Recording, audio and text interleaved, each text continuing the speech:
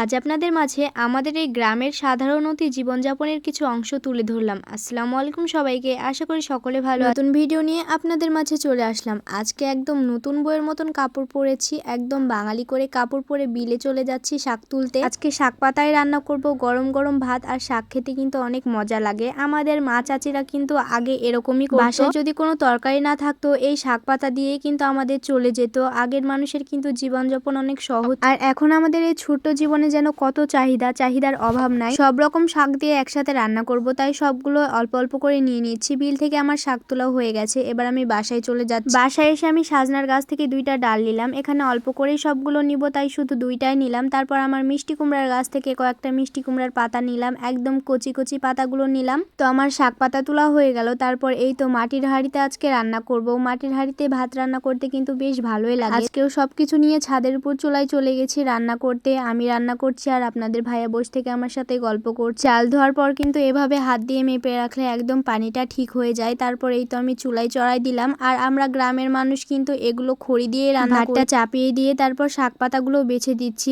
আগের মানুষ কিন্তু এমনটাই করতো, যখন বাসায় কোনো তরকারি থাকতো না তখন কিন্তু ভাত চাপিয়ে দিয়ে এখান থেকে 2টা পাতা, ওখান থেকে 2টা পাতা, আর আশেপাশের কিছু শাক দিয়ে কিন্তু রান্না করে সিদ্ধ করে খেয়ে নিত। এটাতেও কিন্তু অনেক একটা শান্তি ছিল। এখনো আমরা গ্রামের মানুষ কিন্তু এভাবেই জীবনযাপন করি। আমাদের বাসায় যখন তরকারি থাকে না তখন কিন্তু আমরা এভাবেই খাই। আর আমার কাছে মনে হয় মাছ মাংসের চেয়ে শাক পাতাতে বেশি পুষ্টি থাকে, আর এগুলো খেতে কিন্তু আমার বেশ ভালো লাগে। এই তো আপনাদের সাথে গল্প করতে করতে কিন্তু আমার ভাতটাও হয়ে গেছে। কি একটা অবস্থা দেখেন, প্রতিদিন এত ছাদে রোদ থাকে, একটু বেলা করে রান্না করতে লাগে, আর রান্না করতে করতে দেখেন সন্ধ্যা নেমে আসে। ভাতের ফ্যান পাশাতে দিয়েই কিন্তু আমি অমনি করে শাক তুলে দিলাম। শাকগুলো বেছে একদম একটু হয়ে গেছে। তারপর এই তো কাঁচা মরিচ, কাঁচা পেঁয়াজ, রসুন আর ডাল দিয়ে, আর এভাবে যদি শাক রান্না করি তাহলে কিন্তু মাছ মাংস রেখে কিন্তু মানুষ শাকই খাবে, এত মজা লাগে খেতে। দিয়ে ঢাকনা দিয়ে দিলাম, আর ঢাকনাটা তুলে তো আমি একদম শেষ হয়ে গেছে যে এতটুকু শাক। আপনাদের ভাই আমার সাথে আজকে আবার বকাবকি শুরু করে দিয়েছে যে এতটুকু শাক রান্না করছো, কার মুখে দিবা। যে কোনো জিনিস স্বাদ হলে কিন্তু অল্পতেই হয়ে যায়। শাকটা আমার হয়ে গেছে। তারপরে এই তো আমি ঘুটে নিচ্ছি।